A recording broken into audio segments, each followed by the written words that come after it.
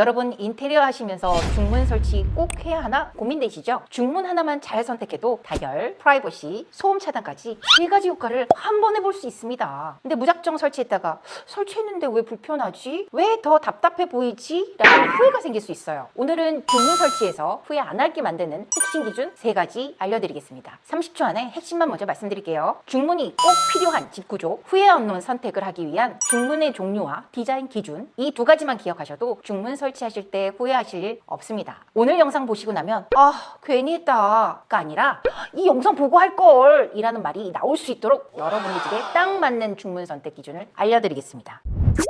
안녕하세요, 지고지구입니다. 오늘은 중문입니다. 예전에 코로나 전반에도 중문 설치하시는 집이 반반이었다면 코로나 때는 정말 거의 모든 집이 중문 설치를 요청하셨어요. 그리고 이제는 코로나 때보다는 조금 낮아졌어요. 그래도 여전히 많이 시공하시는 품목입니다. 우선 중문이 꼭 필요한 집은 어떤 집일까? 중문의 역할은 외부와 내부를 단절하고 내 외부의 소음을 막고 단열의 효과를 높이기 위한 기능이 있는 시공 제품이라고 생각하시면 됩니다. 저도 웬만하면 중문은 추천드리는 편이에요. 작은 평형의 아파트일수록 내부가 많이 보여서 요즘 배달 많이 시켜 드시잖아요. 아무래도 내부가 너무 훤히 보이는 거는 저도 좀 찝찝하더라고요. 그리고 오래된 현관문은 조금씩 벌어진 공간이 있어서 그 사이로 들어오는 바람도 장난 아니에요. 우선 국민 평형대인 30평대 2베이 구조라면 최대한 하시는 것을 권해드리겠습니다. 그 외에도 현관문을 열었을 때 우리 집 내부가 모두 다 보인다면 추천드리고요. 우리 집이 복도형 아파트라 외부에 냉기가 들어오는 구조라면 그거 역시 추천드리겠습니다. 그 외에 디자인으로 원하시는 분들도 계시는데 뭐가 되었던 중문 설치 원하신다면 반대하지 않는 제품이에요. 단지 돈이 좀 들어가서 그렇지. 그럼 어떤 중문을 설치해야 하나인데 중문 종류 3가지에 대해서 비교해 드리겠습니다. 우선 중문 종류는 아주 간단하게 자동 중문을 할 것이냐 수동 중문을 할 것이냐를 결정하시고요. 자동 중문이라면 전기 작업이 추가적으로 발생하는데 대부분의 집은 수동 중문을 많이 하십니다. 가격대는 자동 중문의 경우 브랜드에 따라 약간 다르지만 대략적으로 200에서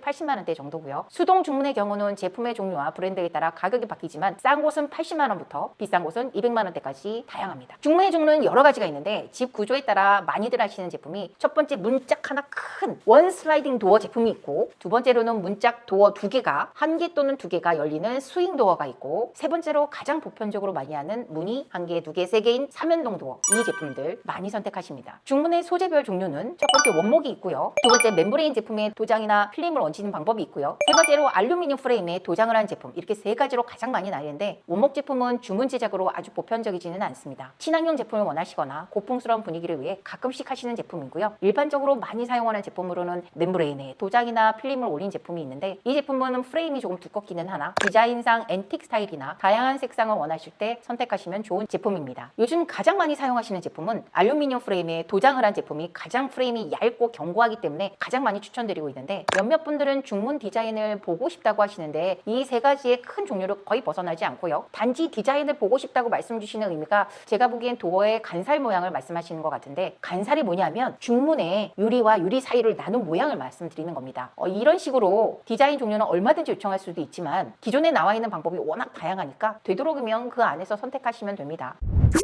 중문에 들어가는 유리 및 간살 선택하실 때 간살은 최대한 없게 유리가 크게 보일 수 있게 하세요. 기껏 나눠봤자 하단부 일부 정도? 가끔 간살로 디자인 하시겠다는 분 계시는데 no. 대신 예쁜 디자인 유리를 선택하셔서 내부가 외부에 노출되지 않도록 하시는 게 훨씬 깔끔해 보입니다. 간살 종류는 다양하니까 인터넷에 중문 간살 치시면 다양한 종류 나오는데 간단하게 보시면 이렇게 다양합니다. 중문 디자인 최대한 깔끔한 프레임을 선택하시고요. 단순한 디자인에 예쁜 유리를 고르시는 게 디자인이 훨씬 고급스럽고 멋스럽습니다. 유리는 인터넷에 인테리어 유리를 검색하시면 다양한 종류의 디자인이 있는 유리를 확인해 보실 수 있고요. 그 안에서 선택하시면 됩니다. 제가 많이 추천드리는 것은 아쿠아 유리가 어디나 사용해도 가장 무난하긴 한데 고방 유리, 오루 유리, 아쿠아 유리, 다이아 유리, 워터큐브 유리가 귀엽기도 하고 고급스럽기도 하고 어디에나 잘 어울리기도 해서 제가 가장 많이 추천드리는 유리니까 한번 보세요. 그리고 어떤 유리를 선택하실지는 유리 사이즈와 고객님들의 성향에 따라 조금씩 추천드리는 게 다르니까 인테리어 업체와 잘 상의하시면 됩니다. 원 슬라이딩 도어의 경우에 구축의 경우 3베이 40평대 같은 구조에서 가능하고요. 빨강과 녹색 부분이 동일한 면적이 있어야 문을 열고 닫고 하실 수 있기 때문에 꼭 중문이 옆으로 갈 수 있는 공간이 있는지 꼭 확인하시고 선택하셔야 합니다. 정말 가끔씩 원 슬라이딩 하고 싶다고 하시는데 구조상 도어를 열었을 때 갈 곳이 없어요. 문만 닫으면 뭐해? 열지를 못하는데. 근데 디자인이 마음에 든대. 그러면서 이거 시공해달래. 아무리 구조적으로 안 된다고 설명을 드려도 왜 안 돼요? 남들은 하던데 라고 예쁘게 말씀하시는데 어우 정말 미쳐요. 여러분, 고객님이 이렇게 요청하시면 전 어떻게 해야 할까요? 벽을 팔까요? 그러니까 인테리어 업체에 억지 부리시면 안 돼요. 농담 같죠? 진짜예요. 저도 진짜 황당해요. 이런 일 정말 많습니다.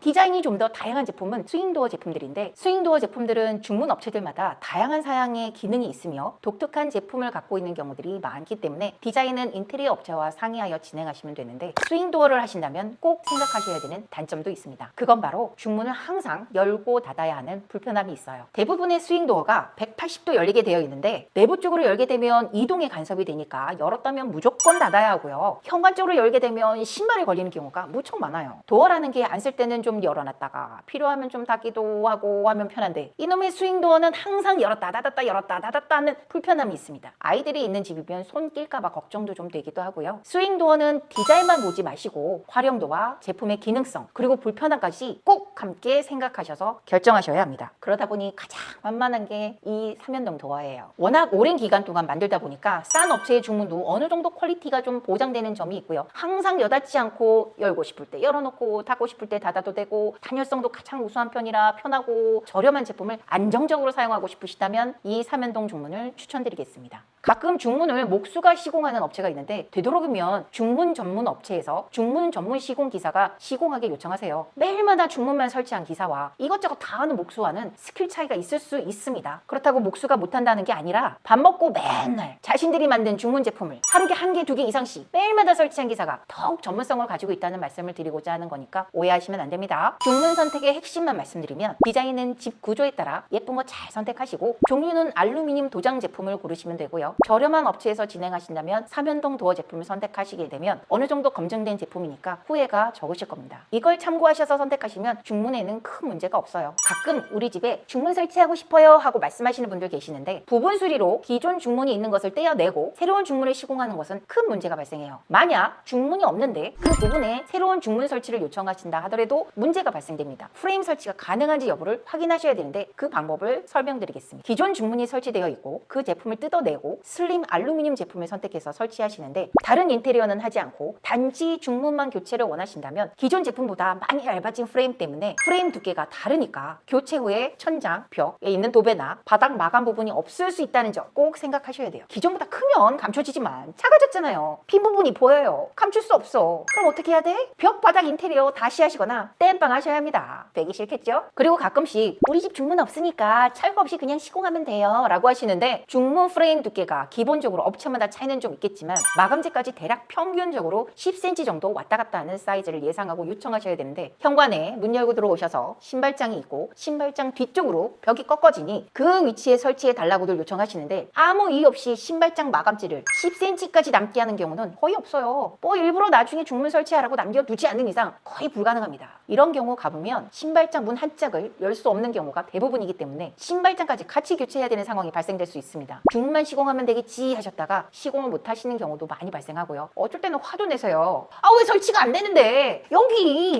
벽 있잖아 하면서 반대쪽 벽을 두들기시면서 말씀하시는데, 그건 신발장 쪽 벽이 아니잖아요. 내가 그렇게 신발장 만들어 놓은 것도 아닌데 왜 제게 화를 내세요? 그리고 인테리어 하실 때는 꼭 공간 감각을 최대한 올리셔서 어떤 제품이 얼마나 면적이 필요할지 상상하셔야 합니다. 이렇게 인테리어는 이 제품이 저 제품을 물고 있고 저 제품이 그 제품을 물고 있고 제품마다 서로 다 연결되어 있다 보니까 처음 인테리어 하실 때 잘 선택하셔야지, 기존 인테리어 되어 있는 곳에 이것만 해야지 하시면 시공이 불가능할 수 있거나 마감이 손상되어서 도배나 바닥재를 다시 하셔야 되는 경우가 많이 발생합니다. 중문 역시 그런 상황이 아주 많이 발생되는 부분이니까 부분 수리로 중문 바꿔주세요 하고 말씀하시기 전에 우리 집의 중문 교체도 가능한지 기존 중문 두께를 확인해 보시거나 마감재들의 마감 상태를 꼭 확인해 보시길 부탁드리겠습니다. 정리하자면, 자주 나오는 시공 실패 사례들은 설치 안 되는데 억지로 요청하시는 분들은 마감 손상이 있을 수 있다는 것, 목수에게 시공을 요청하다 보니 전문성이 부족해서 꼭 중문 전문 업체한테 시공까지 요청할 것, 기존보다 프레임이 얇아서 천장, 바닥 노출될 수 있다는 점 꼭 생각하시길 부탁드리겠습니다. 중문 하나 바꾸는 줄 알았다가 도배, 바닥까지 전체 인테리어 하시는 경우 정말 많이 있습니다. 집 구조, 프레임 위치, 마감 상태까지 꼭 확인하시고요. 여기까지 중문에 대해 설명드렸는데 말씀드릴 게 정말 많지만 기본적인 내용과 중요한 내용을 먼저 전달해 드렸습니다. 궁금하신 사항 있으시거나 지금 우리 집 구조를 생각하며 중문에 대해 고민하신다거나 궁금하신 사항 있으시다면 댓글이나 이메일 보내주세요. 성실하게 답변 드리도록 하겠습니다. 그럼 영상은 여기까지 하겠습니다. 이상 최고집이었습니다. 감사합니다.